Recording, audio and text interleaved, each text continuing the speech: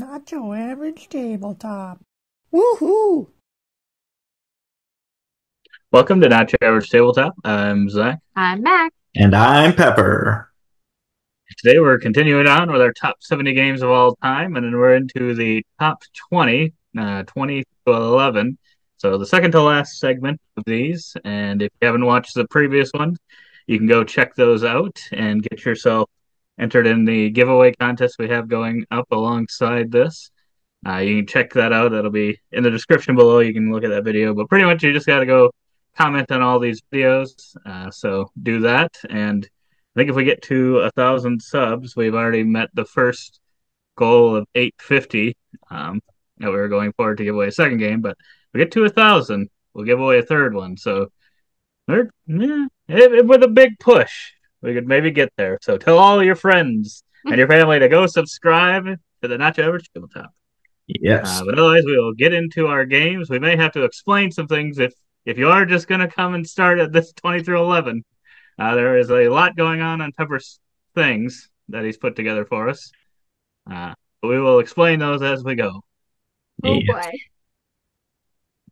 All right, am I starting us off, Pepper? Yep. All right.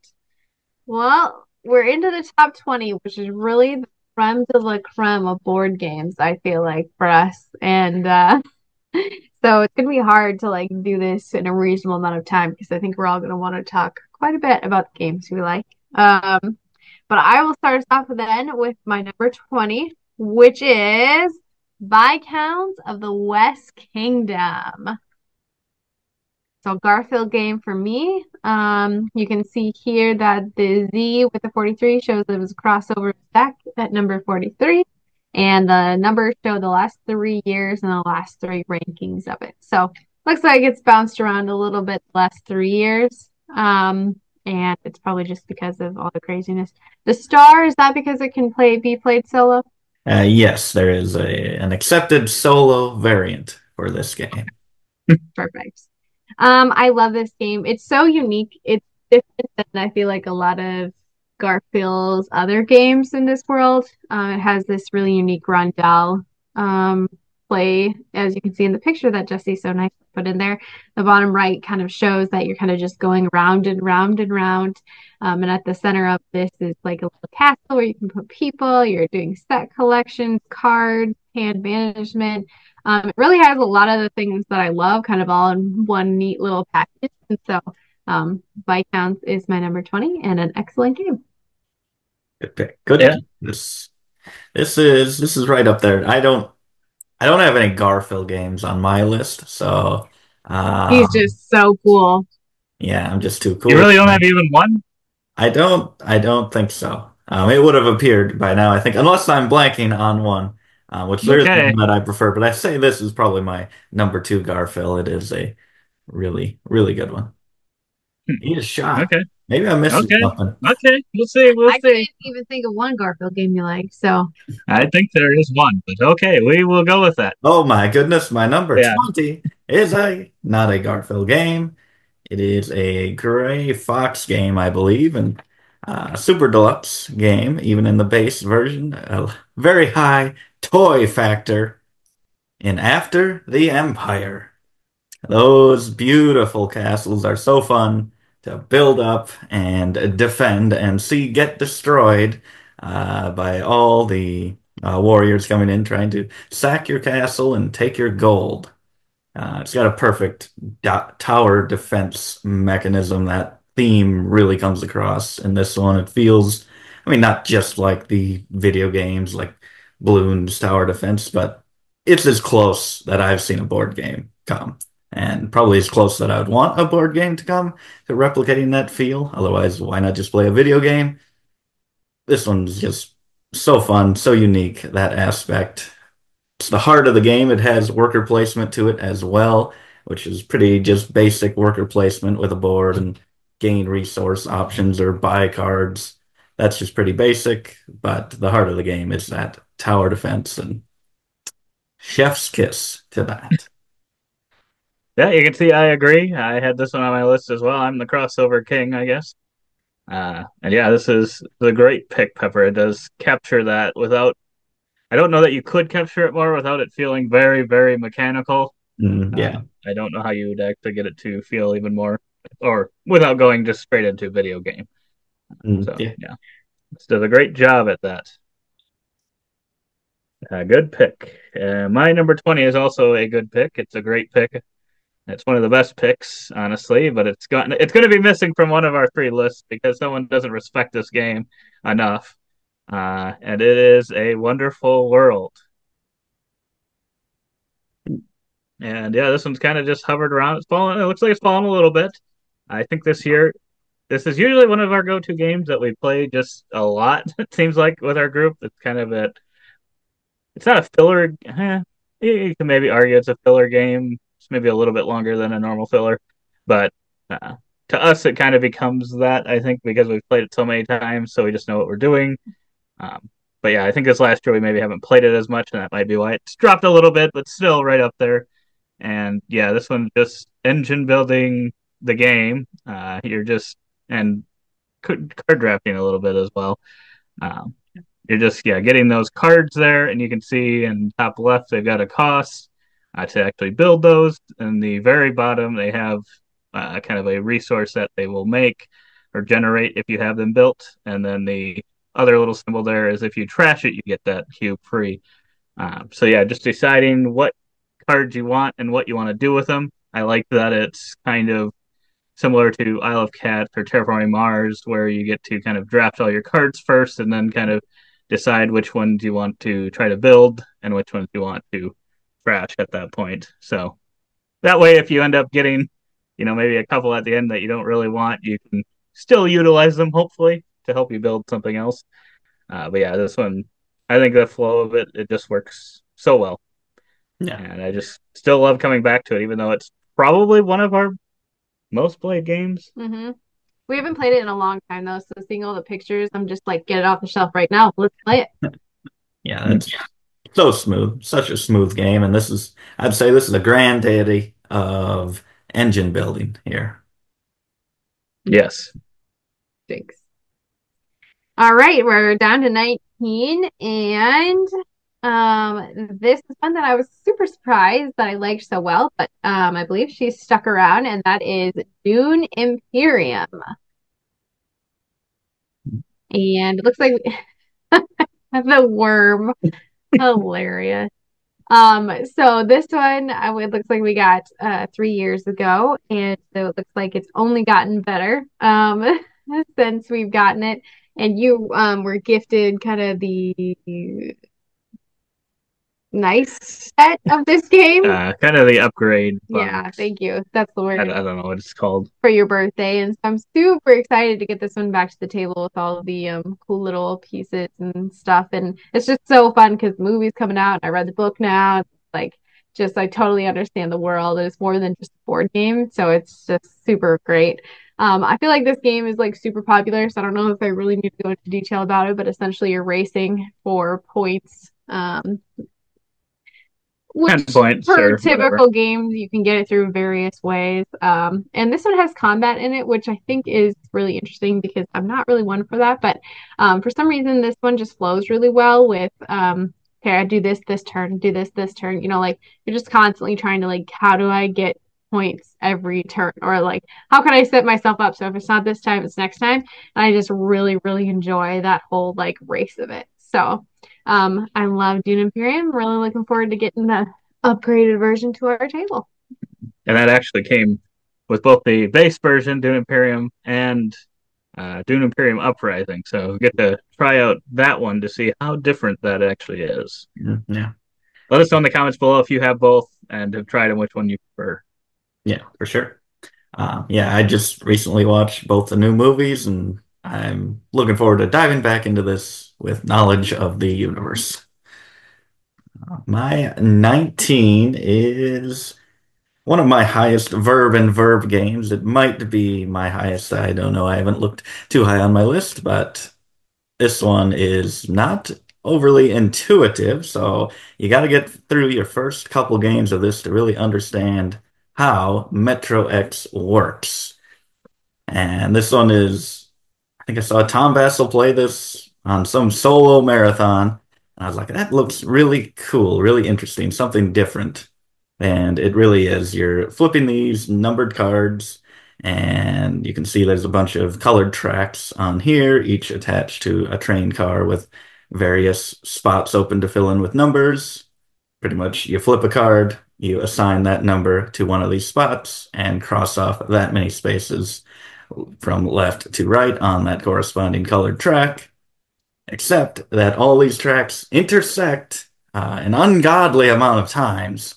And if it hits a wall when you're filling that in, if it hits an already filled in space, then you stop. You lose any further filling in from that card. So you really have to plan it out to not lose all those extra marks and try to even fill in for another track with another track strategically to be able to get some of these tracks with not as many squares to actually get them to their ends with a little help from the other colors. This one's so cool. I love this. The game can play differently based on how those cards come out, like very differently. If you get kind of the refresh card coming in, so you're constantly shuffling that deck. Sometimes you only shuffle it once, maybe not at all during the game, and can really change it up. And this one, the last time I played it, I completely filled out my board, got every one of the cars to its end, and maybe that'll hurt it. Maybe I'll just feel like I've You accomplished cheated. everything. It's not possible. I beat the game. I beat the game. Yeah, it's a good choice. It's a good pick. Yeah, it's not as high for me, but it is a good one to go back to every now and then. I actually thought we'd had this longer, so I'm surprised it's only been on your list for 2 years, but maybe we've only had it that long. No, we had it in 2022 because you guys played it on the plane down to Vegas. So maybe we got it after we did the list. Who knows? But it's true. It would have been between the two lists then. Yeah. That's a good pick. But my number 19 is an even better pick than this. I believe it's up in the top 100 along with Kayla's Dune Imperium. Metro X is unfortunately not in the top 100 on Board Game Geek, I don't believe. And this one is Cascadia. Ooh, a three-way crossover. Oh, I did not remember you guys both had this already. 40. Continue. Yeah, you guys had this quite a ways ago. You didn't really enjoy it too much, but I liked it a little bit more than you guys. And yeah, I feel like this one is one that it's a simple enough game, and you could argue it's kind of plays somewhat similarly from game to game, even if you have like some different goals.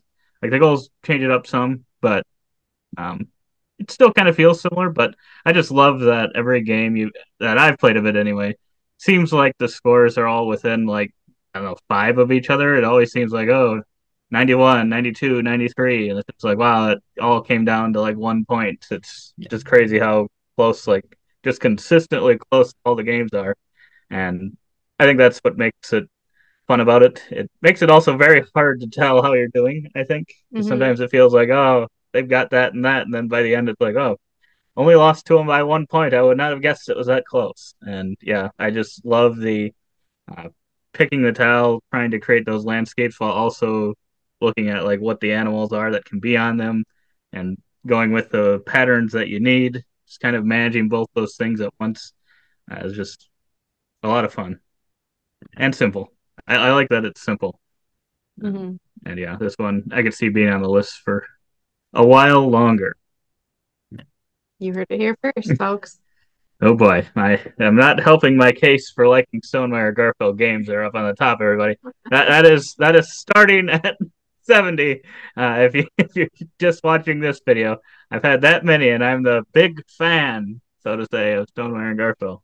We will see how the rest of these go here. I definitely have. But I'm going to warn you guys, it may not look too different by the end of this 10. I have more Stonemaier, and I might even have more Garfield games than you. Well, we're probably do some stats after the fact, so we will see. All right. Well, moving on, my number 18 is a community favorite, and I just kind of blanket statement put this in here. So I pulled a Jesse and I put like 15 games in one slot, and that is Ticket to Ride. Which, funnily enough, I have not. Another three-way crossover. Oh my gosh. 2 in a row. Amazing. Are you putting it on there, Jesse, if we haven't revealed what number it is yet? So, never mind.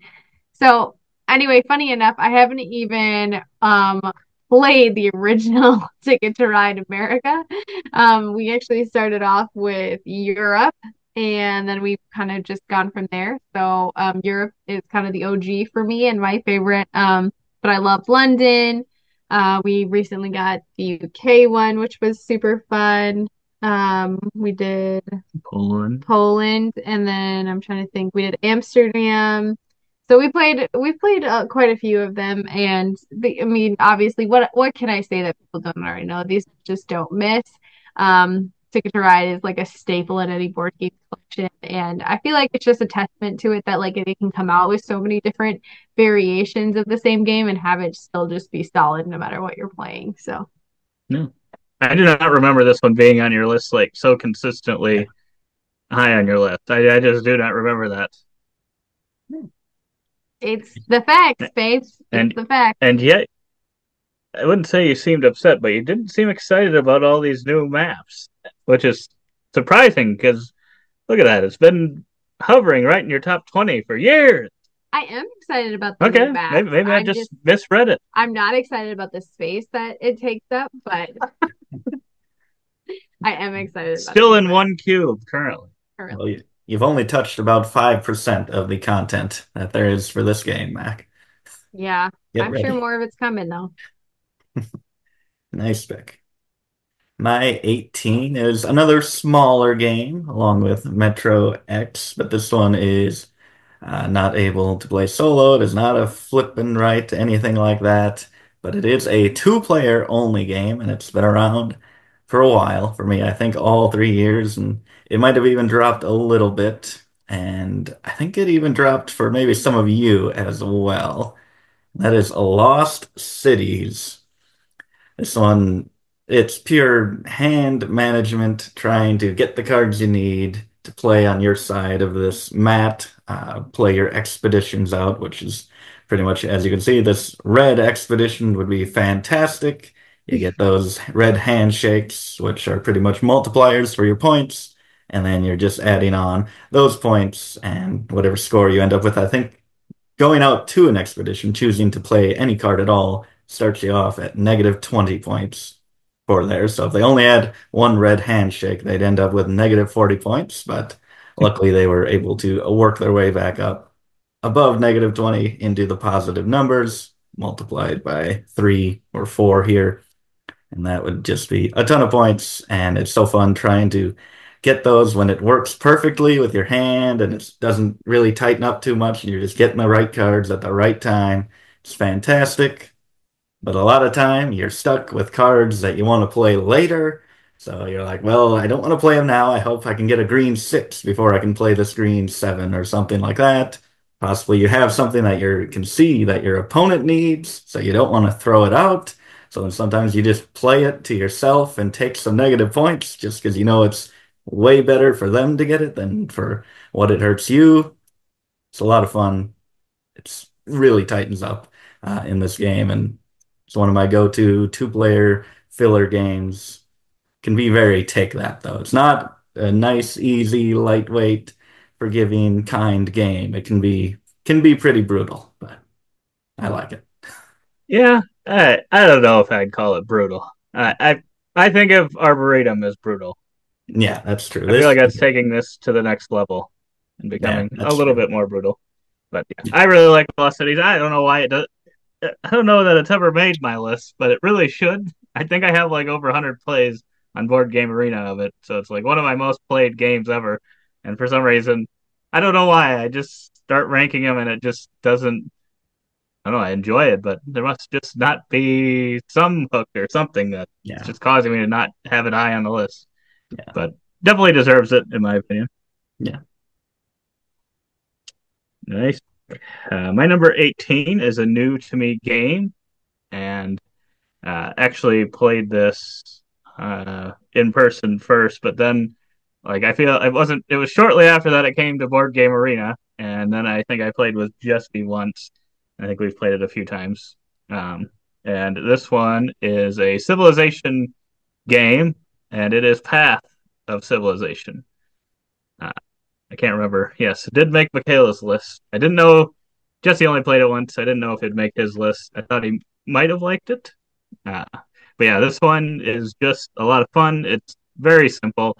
I don't know that if you love Civilization games, that it would necessarily be your favorite. It's maybe more like Tapestry, where people would call it more of like maybe Civilization themed game, just because it's got a lot of simplicity to it. Like on that artillery card there, during your turn, you're going to be placing like four cards out on your board, two of them on the left side, two on the right side, and if you put them on the left side, you get kind of those two things on the left there, the helmet and the pillar.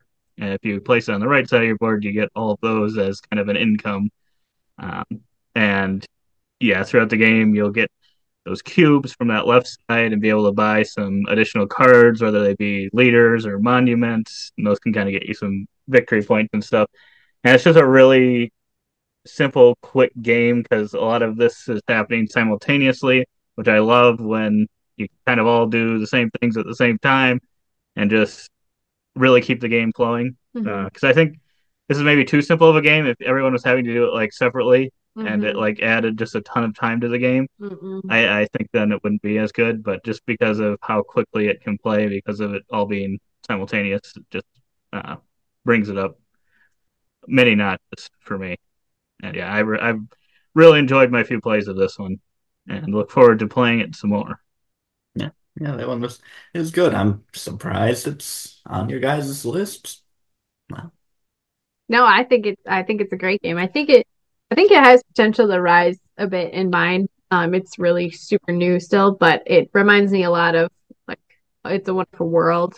And just it's like super simplicity of it. And I think it's just super great. So good pick, dear. Good pick.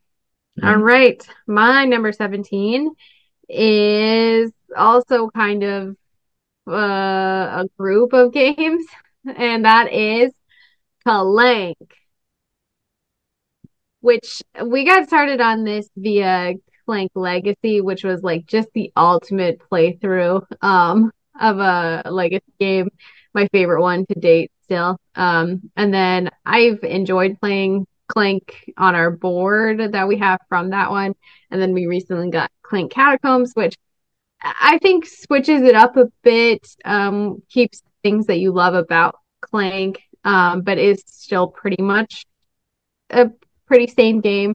It's so hard to rank these ones because when you get into like the legacy experience versus like the play-by-play, it can get a little hard, but I felt like I just needed to kind of keep it relatively where it was. I think we've got CLANK the Space Legacy one coming, or No.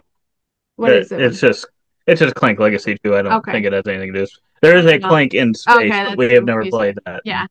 So I was kind of anticipating that one coming in. I think it just like what I have played so far, I do enjoy. Does maybe get a little samey sometimes, but you can't beat that drafting and just like the madness of like trying to get down to the dungeon. And now after playing it so many times, I'm like, throw some cubes in the bag. We'll see what happens. Like, no big deal. Like, you might as well try and shoot the moon. And I feel like that's what keeps it so fun, is just kind of learning and kind of going with it now after so many plays.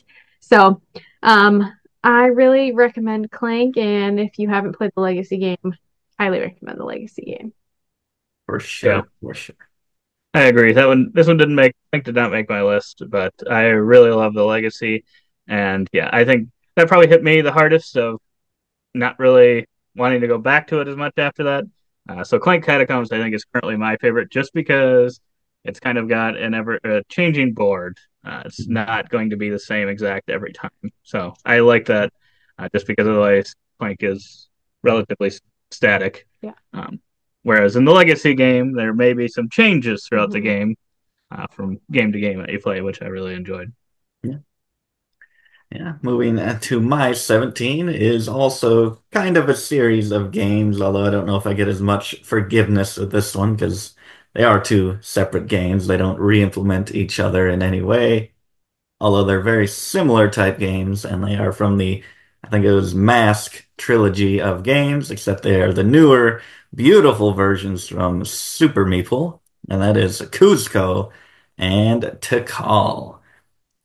We've had Cusco for a while. That is the one that has these past entries on our lists. I love it. It's a lot of building up of this beautiful landscape. So the board's completely plain to start, and you're putting these tiles out here and surrounding areas, which then get filled in with water, with lakes, and building up to higher layers, and you're left with something just stunning, stunning. One of the best end of game boards in all of gaming that I've seen. And you get these wonderful towers as well, temples, and a lot of sneaking around, which I think is probably one of the best parts for me, and probably worst parts for some others here in this video. And I like that. I like trying to sneak into other people's cities, getting the majority, getting to a higher ground than them, and scoring the points myself for that when it comes to a scoring round.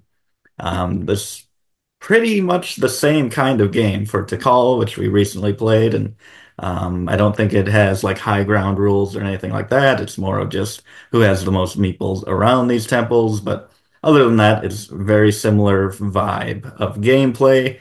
I wouldn't say you need both of them. I think you probably just need one to get that experience, but they are so beautiful. I will be keeping both. And yeah, the scoring as well. Both of them, you can score at different times. So it'll be a scoring round. And then once the scoring round starts, it goes player one gets 10 action points to spend, and then they score. So then they can move around and win all these locations and score for all of them. And then player two gets 10 action points, and they can spend those and maybe win back those locations and score them for themselves as well. So I really like that you have a little heads up and always control over how you're going to score. Yeah, these are some good picks. I like these ones as well. And yeah, I think Cusco is like one of those abstract strategy ones that Pepper seems to like a little, probably the most out of the whole group, and is usually better at. I feel like that's the one of those that I kind of have a little bit of a chance in. Even if I end up losing, it just feels like I have more of a chance, probably because of that scoring. And then I really enjoyed Tikal as well. Yeah, these ones didn't end up making my list, but they're both good examples of the kind of action point system that's kind of, I feel like it's thought to be kind of a dead system. I don't know. Back from the dead. Exactly. The Undertaker. My number 17. I don't remember if it's been on my list before. It definitely feels like it kind of goes all over the place for me, but it was pretty hot for me this last year. And this is technically kind of in a group of games, but I only really like the one. I guess I haven't played the other one quite as much, but this is a two-player only game, and it is kind of might have been the first one that kind of was like this, and now we've just had a ton of extra, especially this year. There've been a ton of games that have kind of had this, and it's Seven Wonders Duel. Ton of games coming out that are like dual or dual. I think this is like the first one. I think. Yeah. But yeah, this 17 Wonders Duel is what it should have been here. But yeah, this one will be there's so many coming out that it has to be re-implemented into this Lord of the Rings version. So they needed to get back in on the game, along with what Everdell, I think, has gotten a two-player, all these other ones. It's just crazy. But this one, I think, still holds up as the best one that I've played so far. And yeah, it's just a lot of fun because you've got kind of three different eras, three different setups of those cards, where some are face up, some are face down, and you're going back and forth between the players and drafting those cards. And it's kind of no, it only is. It's got like kind of three strategies or ways to win, which I really like because you got to kind of manage all three of those. You kind of go for a science victory, military, or points. So you have to also watch your opponent because you can't let them get like all the military cards because you could be like, oh, I've got all these points piled up. But then if you just let them go down that track, it can be very dangerous. And then there's always that dreaded thing of, oh boy, if I let them reveal, or if I reveal this card, it could be the end of me, because if this is a three shield thing or whatever for the military, they're going to probably pick it up and win the game. So just having to make those tough decisions of is it worth flipping that card over, or do I take this other one that I don't really want that much, but it doesn't reveal something? And that way it forces them to reveal for me. I just really love that. And the fact that both of you kind of start off with 4 wonders apiece, and only 7 of them can be built. So you're trying to kind of race to get those built as well, because they usually give you some pretty powerful benefits, with even some like extra turns. So that's where sometimes you could even potentially reveal a card and then take it yourself if you kind of use that previous card to build a wonder or something. I really like. I really love this game. I got a lot of plays of it in this year, so that's why it's going up on my list. Even though I feel like we've had it a while longer than this, it's only made my list a couple of years, but it just keeps getting better. Who have you been playing this game with this year? Because it's not me. I think it's on Board Game Arena. Oh, man. Brutal. Good pick. Good pick. All right. My number 6. I played it with you a few times. Yeah. My number 6. I was preparing for a tournament, friendly local game store tournament that never ended up happening. That's right. I forgot about that. Otherwise, it probably could have made the top 10, but that was a disappointing moment when I was the only one that signed up. Everyone knew. They were like, oh, this guy, he knows this game. Coming in clutch. All right. Well, my number 16 is an OG Stonemaier game, and that is Viticulture, which it has to be the Essential Edition. And yes, I do recommend the Tuscany expansion for the best gameplay. They're kind of, in my world, Tuscany is essential. But look, a 3-way crossover. Go us. Everybody loves viticulture at this table. So, yes, lots of great things about this game. There's 4 different seasons. You've got worker placement, trying to get grapes, and then grow those grapes and put them in vats, and then move them from vats and make them into wine, all while managing whether or not you set up more things on your vineyard or make contracts, hire workers, give tours, all of these fun little things. And I think ever since the moment we played this, which it was one of the first games, really one of the first games in our collection, I think. We got it really early on. Yeah. I feel like when we were still in the apartment even. So I just felt like ever since, and then adding the Tuscany to it, like every time we bring this out, I just love it so much. And I've only gotten better at it. It is a race factor, which took me a little while to get around to understanding. But now, a few years into our career here, I can confidently say that Viticulture is an excellent game. And I highly recommend it. Yeah. Well, it looks like you've said that for 4 years now. Well, when you know, you know. Mac is definitely the most consistent of us, I believe. She really is. I think I did see a comment if someone agreed with you, Pepper, though. Like, finally, someone agrees with me that the Tuscany isn't better than the original. So Pepper and one other person, 2 people, are wrong. My 16. Oh, this one we've had for a while. Finally got it played. It's kind of a campaign game. You did not play it, Michaela, and I don't know why. I guess, yeah. You probably wouldn't like this one. It is Mechs versus Minions. It is a gigantic box. It's probably why Mac did not want to play this one. But it's not that complicated. It's a pretty approachable game. It's kind of the only programming game that we own. And maybe there's some light programming in some games that we just don't notice it's programming, but this is pure program your mech by playing these certain cards. I think there's green ones, blue ones, red ones, yellow ones, and each of them have, I think, 3 types, which are very similar, either moving forward or turning around or attacking.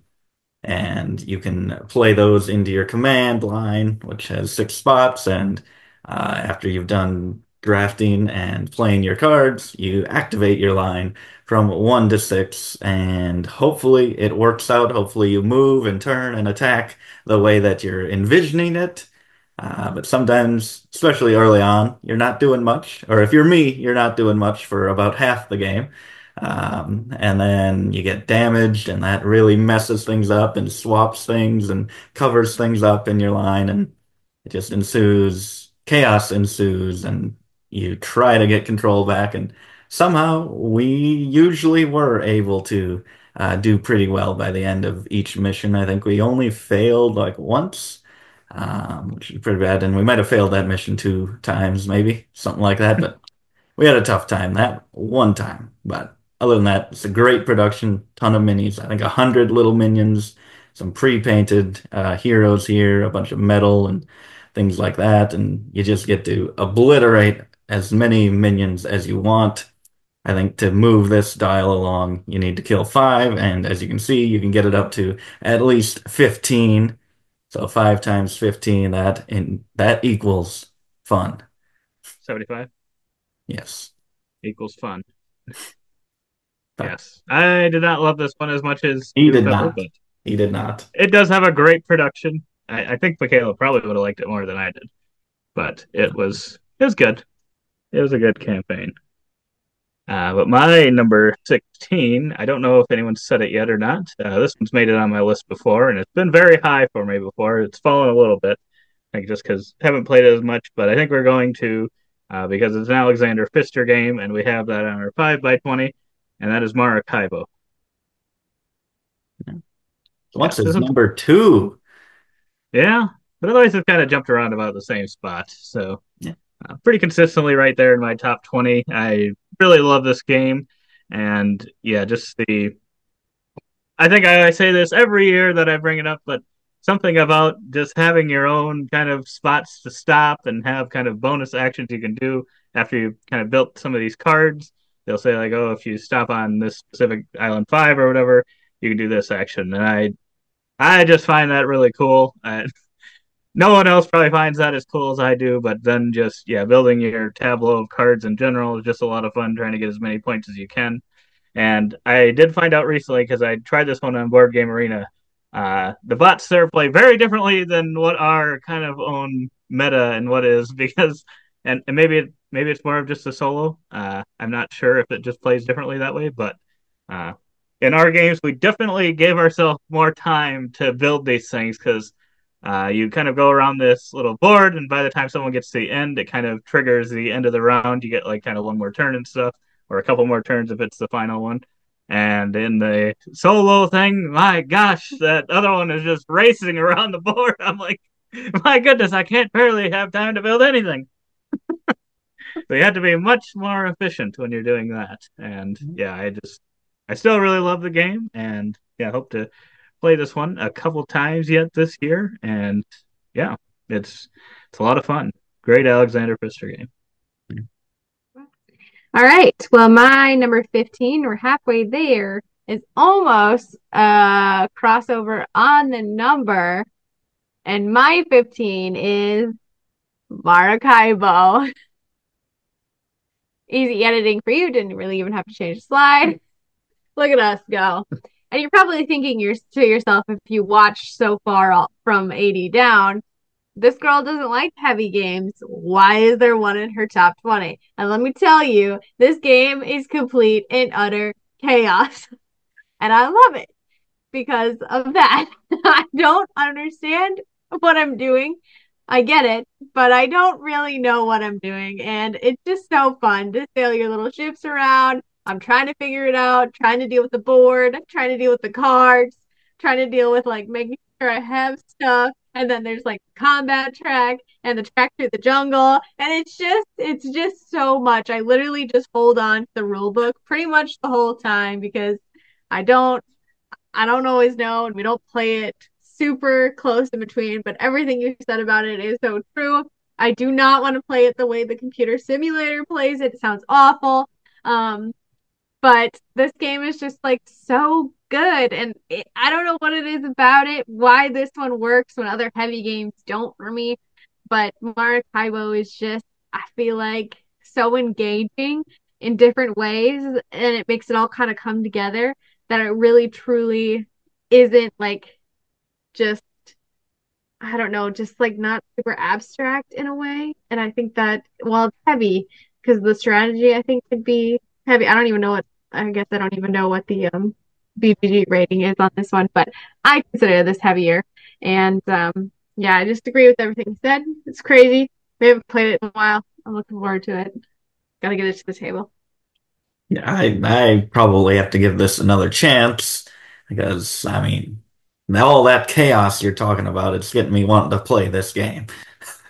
I mean, it is. Pepper will be like, there is no chaos in this game. This is straightforward. Look at those little brown circles. They're like stacked up on this board, and you like have to get them off. And there's like 16 of them, and like you get them off, and you get like bonuses, and you have to put them on the board. It's just, and then it's just a lot. It's great. It's psycho, and I love it. Nice pick. Nice pick. Not a nice pick for Zach, but a nice pick for Mac. Wow.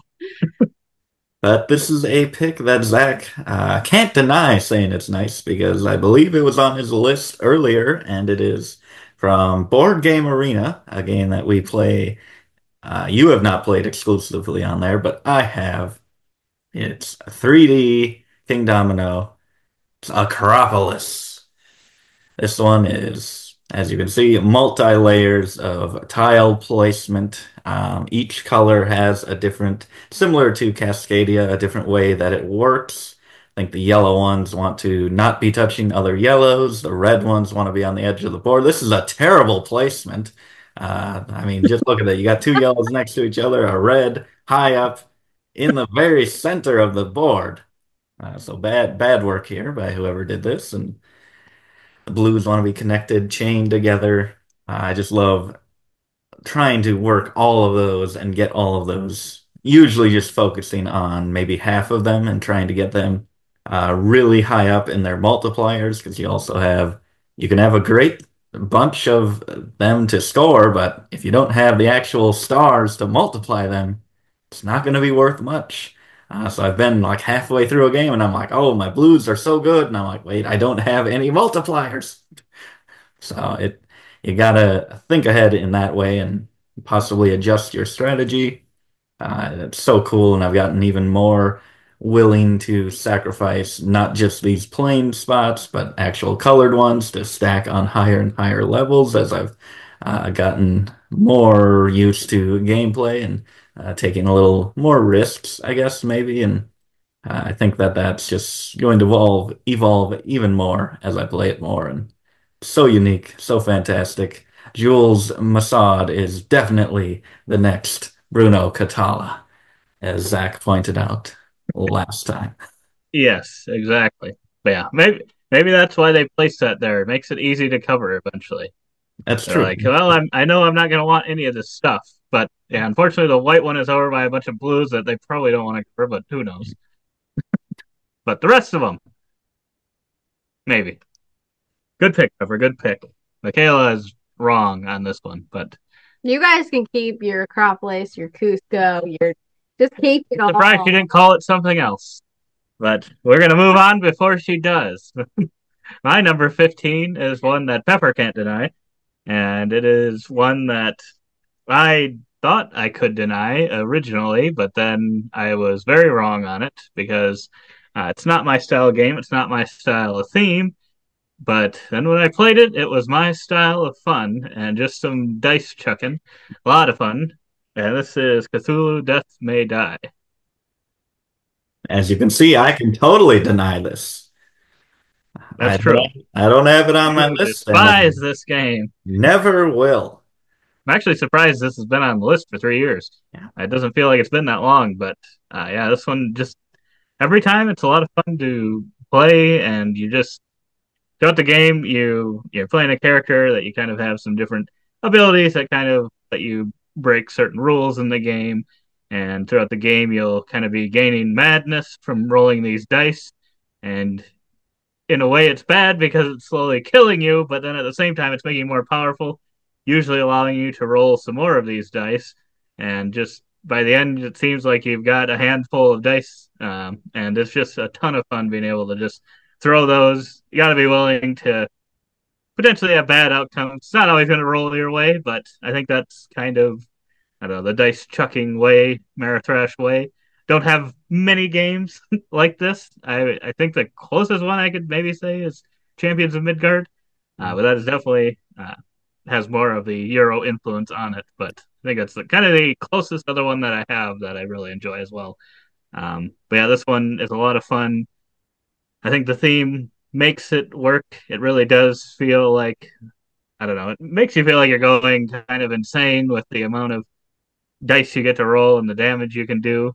It just leads to some stand-up moments. Yeah, So for sure. solid game. All right.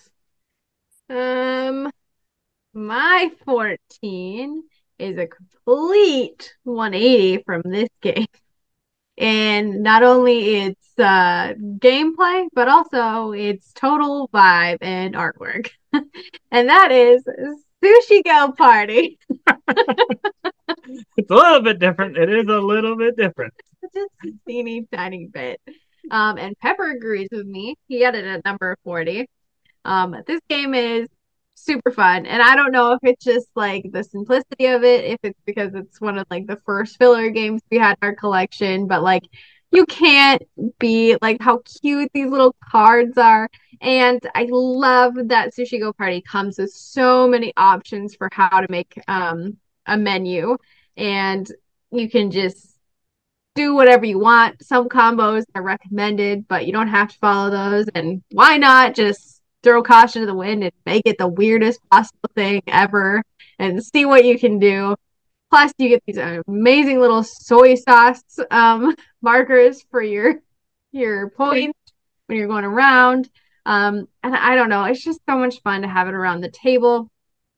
Is there probably some downfalls to this game? Maybe, but I don't care because the people I play with usually I'm used to what we're doing and I just have fun with it. No matter what we do, if you're going for tofu, if you're going for dumplings, if you got a spoon, chopsticks, I mean, whatever it is you're playing with, just have fun with it and this game will be fun. And I think that's really what this game is. It's just fun.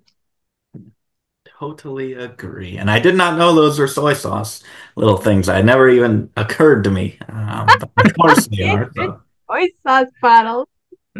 This is a great one. Didn't make my list either, but it's kind of like Lost Cities. It's one that I don't know. It feels like it should make my list, but it just for some reason ends up not. But It's hard with these lighter games to like slot them in because how do I go from a Maracaibo to a Sushi Go Party in sequential order? But it is what it is. You just gotta.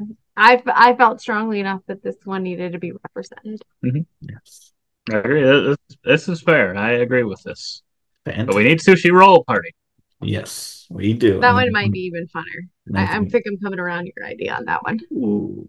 Then combine them both together. Sushi and dice. My 14 is another board game arena game, and it might be my highest one. It might be. There could be more. Not looking ahead. I want to be surprised myself by my own list. And this one is one that Zach and I have played a ton. I don't think Mac has played it yet. It's a two-player only game. It's a bunch Oh of god. chucking dice and kind of hidden information, dice placement. I love the theme on this one. Trying to land a plane uh, through storms, through traffic, trying to Wow. put the landing gear down. Yes. And the best part of this game is you get to be playing Maverick, Top Gun, shooting down other planes that are in your way. Did Clear. you really Photoshop this? Yes, I did. I spent about 5 hours on this. It looks like it. It looks good. You should have I don't know photoshopped. why they didn't use this photo, honestly. I Amazing. mean, come on. We need Tom Cruise to promote this game. This game needs all the love. You could give it all the love in the world, and it would still not be enough. This is so good, so fantastic. A bunch of different scenarios in it, which wildly adjust the difficulty. There's a very basic version, which I would say Zach and I could probably easily win. I'm gonna go on record saying that the base version we will win about 100% of the time, but once you get up to those higher levels, especially with the timer, there's a timer that you can have, and that's You know us. We have some AP. Mac knows this. Thank That God it's not a real can flame. that can really make it difficult. And thematically, would you have no communication with the co-pilot or whatever this is? No, you are sitting right next to them. But I love this game. Dice placement, hidden. I don't really like hidden information that much in games, but it just works so well here. Mhm. I agree. Yeah, we'll have to see. I mean, there's running out of chances here for it to be on my list, but we'll have to see. May have made it, but I will just say that Tom Vassell is wrong. He said he played an early prototype of this and hated it, and he hates the idea of not being able to communicate. And he needs to try this, and if he says it's bad, he is wrong. That's all I'll say. Well, we may come back to it and discuss it some more. We'll see. That Okay. is good pick, Pepper. Good pick. Yeah, and it deserves all the awards it's getting right now. My number 14 is can't remember. It might have made. I think it did make it last year. I can't remember the exact timing that we got this one, but I think we did. And it's from Stan Kordowski. It's a game from his company, and it's one that I thought I would love, and I have loved it every play that we've had of it. Yep. And that is Nova Roma. Wow. This is so high for you. That was the first year. Yes, this one I I really love what it's doing. I love the kind of reverse target thing where you're placing a little worker here on this grid, and then you get the two actions that it's in from the row and column. And then just kind of those actions can change from game to game. So sometimes there's going to maybe be a couple that maybe work really well together, and sometimes you just won't have that, and you're going to have to make whatever there is there work.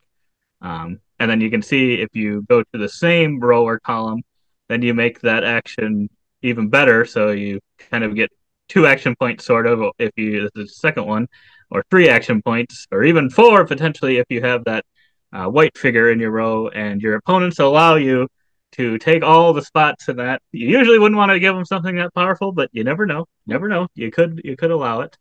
And then yeah, I just find all the actions enjoyable too because you're managing your own kind of board where there's another kind of very similar thing where you're triggering kind of some bonuses or resources that you're getting based on where you go there, and you're building out little buildings up in the top right or bottom right there, but you can kind of see you make polyomino shapes there and fill in these three different areas, kind of score some points that way. And yeah, this one, there's a lot of fun things in this one. I just have really enjoyed like every single play of it. It seems to just stay right there for me. I haven't had a bad play of it yet. Yeah, it is. I think it somehow connects all these things together because I feel like that just seems like a thing that Stan Kronowski likes to do for some reason is bring all these different things into a game, and sometimes I feel like it doesn't work, and then I think in this one it really does. Yeah, it does. It's a great game. If I played it more than once, I think it could make my list. For sure. Mhm. I'm just glad it made yours, Megan. It barely made it. Yeah, and then like even then it's like well, I don't know because there's so many games that left off. She doesn't know. She's trying to take it back. I'm not trying to take it back. It's just hard to rank so many games Yeah, I know. for different reasons. So, but yes, this is a good game. I think it does work out real well. I think probably you can see my comments if you haven't already in that top 70 video. You'll be able to see it right away. Yeah. All right. Well, my number 13 is another crossover in this set with you again. Nova Roma a second time. Not quite, but there's a number in the title, and that is Seven Wonders Duel, which I agree with everything Zach said about this one. It's so great. I think we oftentimes have, well, a bunch of fun. I at least have fun, like trying to not flip the cards, trying to make him flip the card so that I don't have to deal with. So I get more choices, and then fighting to, either to do the army or the science or just straight up. And I've really come to like this one ever since. It looks like it was 42 its first year. I had learned it, and then I had jumped to 12 last year. So, and then it's pretty much stayed in spot this year, and I think it's just such a solid two-player game. It's hard to find one that's better, and I can't honestly say that I think this might be the highest two-player game that I have ranked. I don't know for sure what's my top 10 off the top of my head right now, but I think this could be my highest two-player. So, Yeah, that is a great pick. I think it fell off my list completely. It was my 7 once, and just haven't played it much in a long time, consistently. But it's a great pick. I will say you got to be careful in some of the board game arena games. If you're joining a game, Oh, I had one or two. I have not played like the expansions, and then I go in and there's an expansion. I have no idea how this is played, but that is a good thing that they have on there if I wanted to learn those. I did that too. I had to learn on the fly. My 13 is, I think I've only played this in person once, and on BGA only like once or twice as well. But I think it's been around maybe every single year. I think it's at least 3 years now. It's just so clever. The first time I saw how this core kind of rondel action, Mancala action selection system worked, I was in love, and it's a beautiful game as well. Crusaders, thy will be done. yeah. This has got a massive staying power for really not playing this game very much, not having the opportunity to. And it's a three-way crossover between all of us. You guys are starting to appreciate it more, and it's actually moving up. I don't know how this is just keeps moving up, even though I don't know if I've even played it since this first year. I just love it so much. I just love that core mechanism, and that just feels so Bruno Catala clever. Except he wouldn't have all this big game around it. He would just have this be the only part of the game. But as well, each action seems awesome, moving around the board. And when you can upgrade those tiles, and you can do two actions with one activation, so cool. You can go for just straight up points as well and stack that, increasing the value with all these tokens. And it never seems to slow down. Like you're never at a bad turn where it's like, it's going to take forever to build this back up. It just somehow works smooth. Almost never a bad turn. You can have some not as good, but they always give you something good.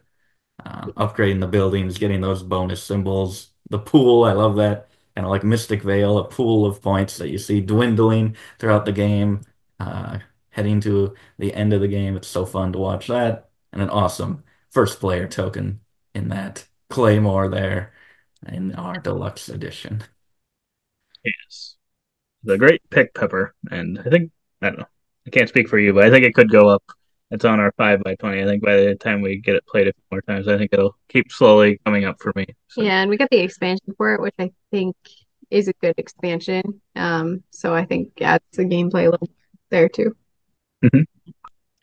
Good pick, Pepper. My number 13, I can't remember if you guys have had this one or not. I'm pretty sure it was at least on one of your lists.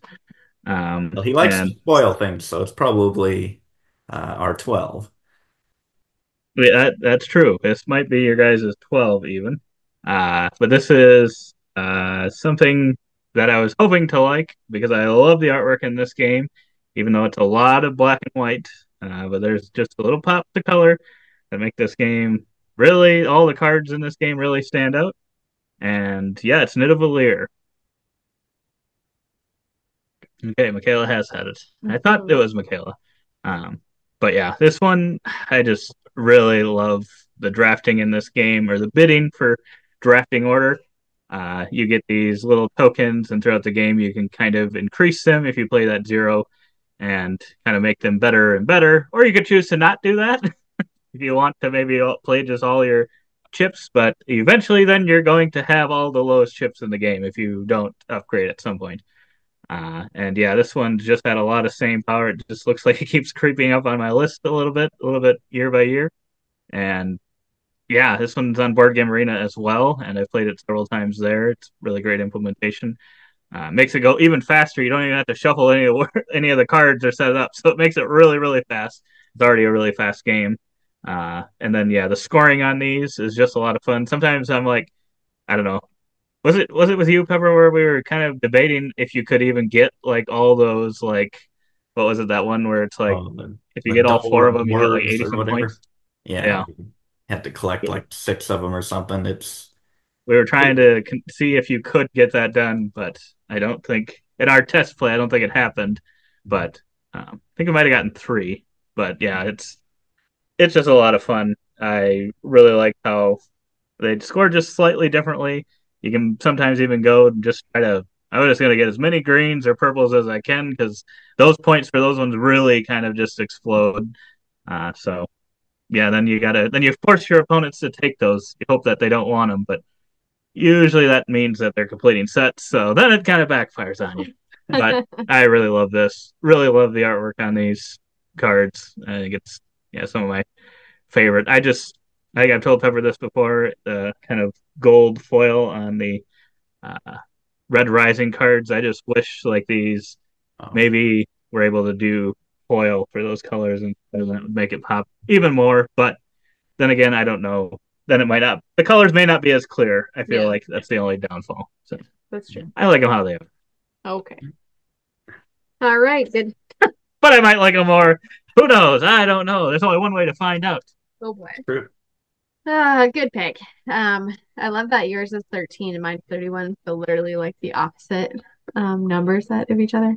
I love it.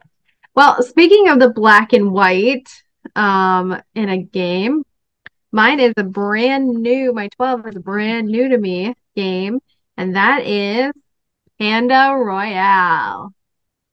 Wow. Is it coming in hot? Yes. Is it loads of fun? Yes. Do I know if this is going to stick around? I don't. But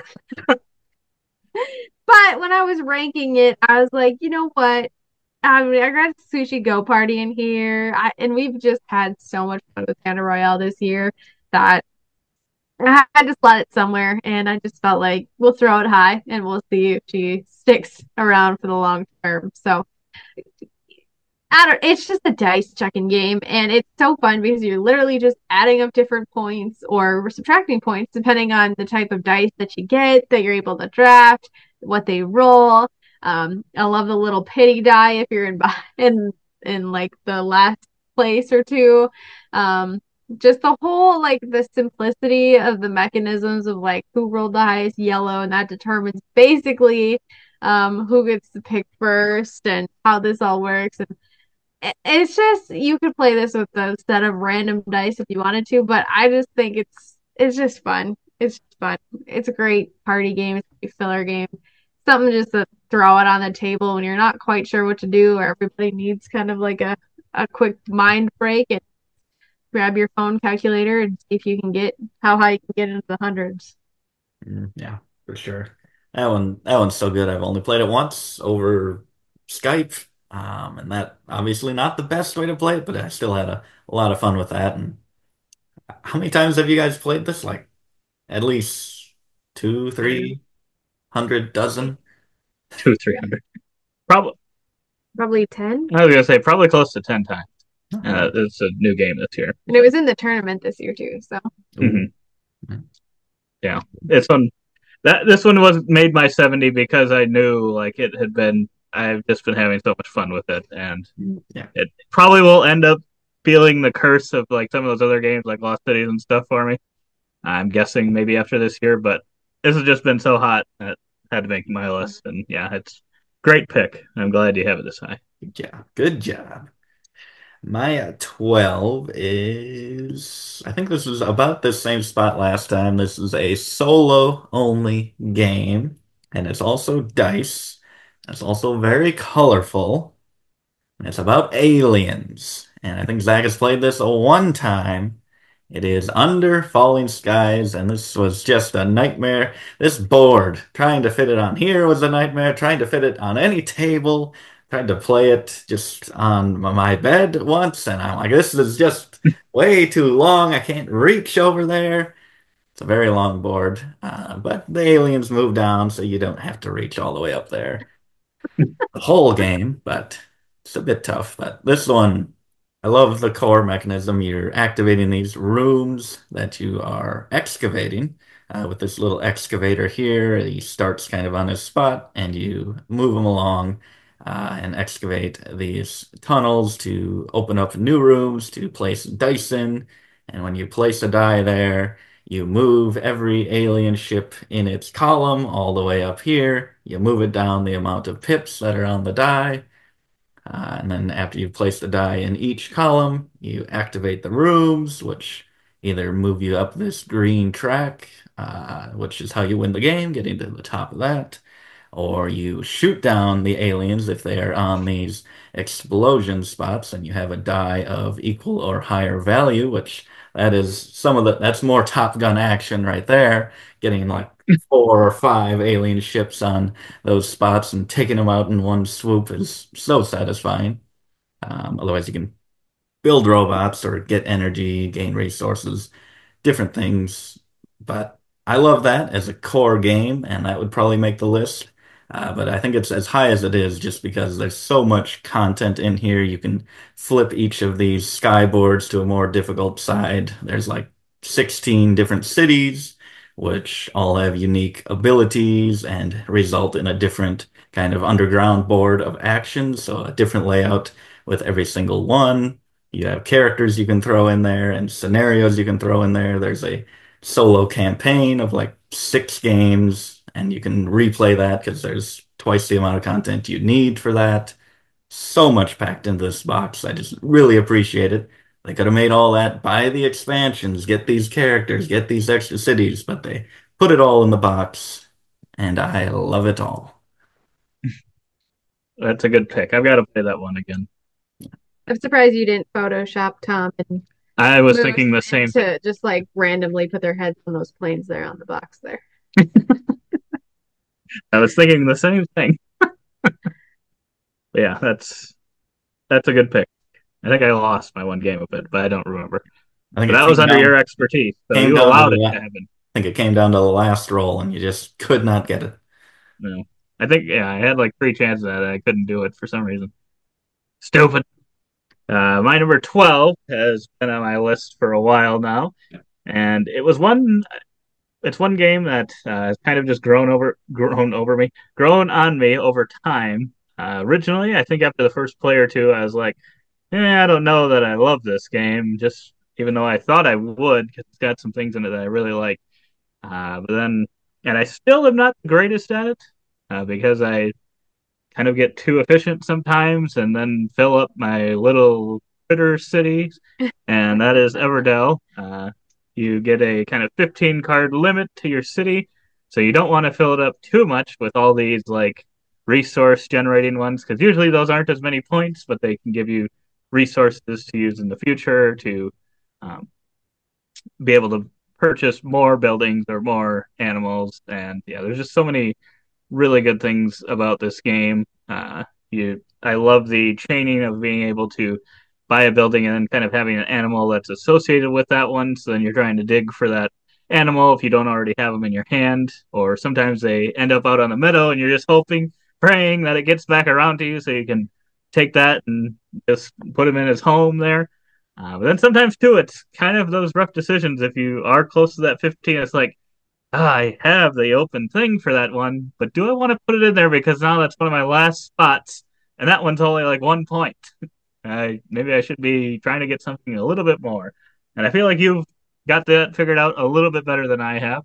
You tend to go for a lot of the purple ones and still fill out your city, and then I just have a bunch of green ones that are worth almost nothing. That's not true. But yeah, we've got the complete collection, so we got all the expansion content. I think we still need to go over it. I've been able to play the times we go up to see Taylor. We usually take this out and kind of play with some of that stuff because I have a copy as well. So luckily, I've been able to play some of those, and I think those have all been really, really solid. But yeah, this one is one that I like a lot. And yeah, it's just one that I'm not good at. You are good at it for sure. I think I've gotten better.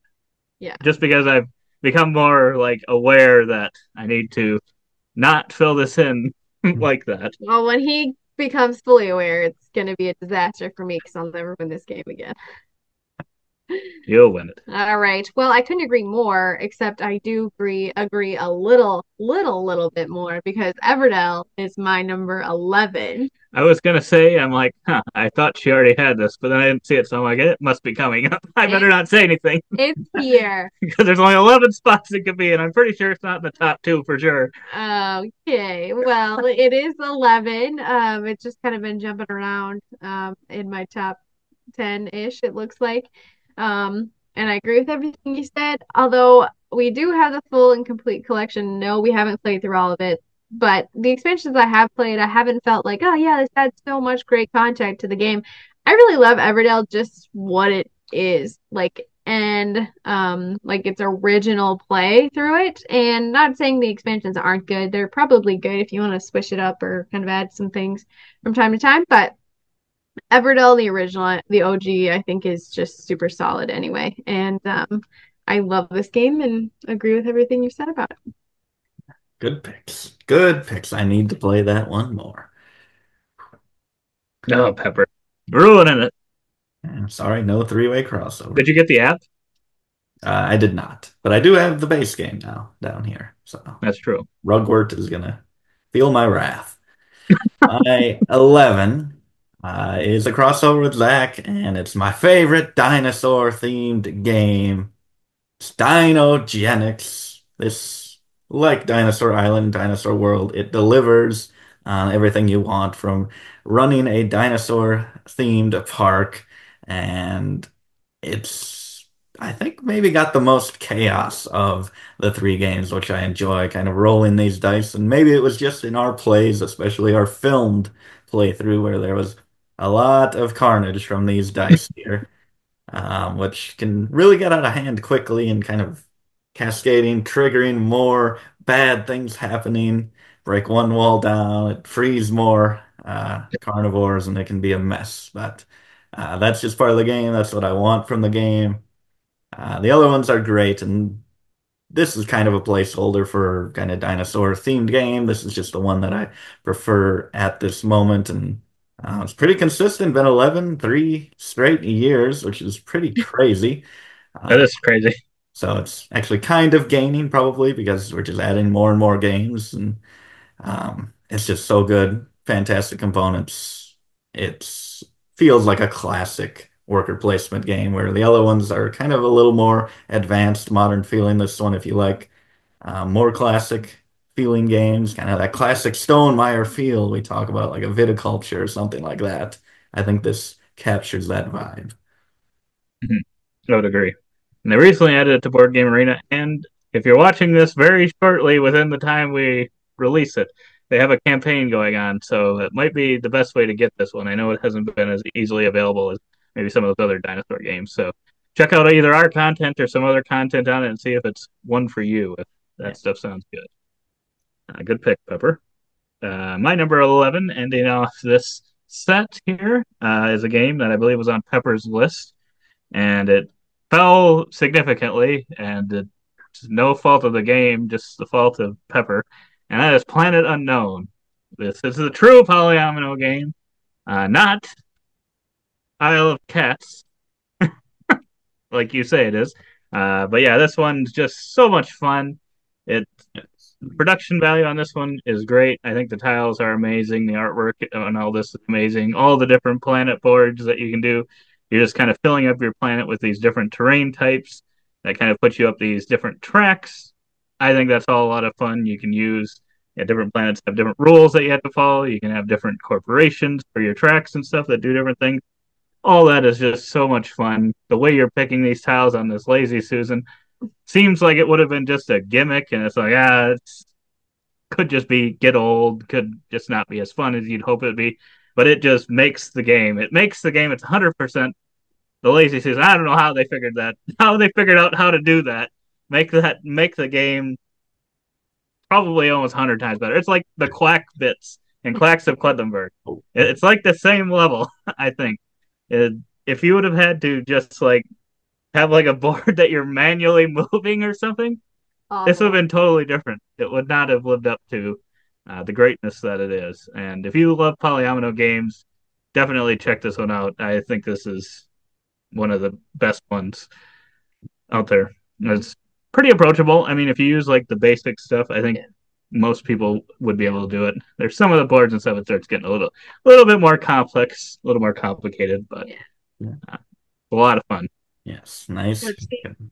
Crossover with me. I guess we're the only two that like this game. But talking about crossovers, move on to some of the stats here. And Zach is right. He is the crossover king. He has 25 crossovers with Michaela, 21 with me. Mac and I only have 12 crossovers between us, which is kind of sad. But three three-way crossovers, so we actually only have 5 unique crossovers between us, Mac. Wow. And yeah, Stonemaier, as you can see, Michaela is the queen. She's got 9 here. And she's creeping up on Zach's 3 Garfield games with 2.5. She had Noctilica, which is a Shem Phillips design, but not a Garfield game. Gave her half a point. I got 15 solo games that I play here. And games that we play online at Board Game Arena. Zach and I are neck and neck with 8 and 9. Yeah, we'll have to see who takes it all by the end. But otherwise, we got one more set of 10 to go. Go check out that video next week. But we hope to see you. And as always, don't forget to keep on nibbling on our content.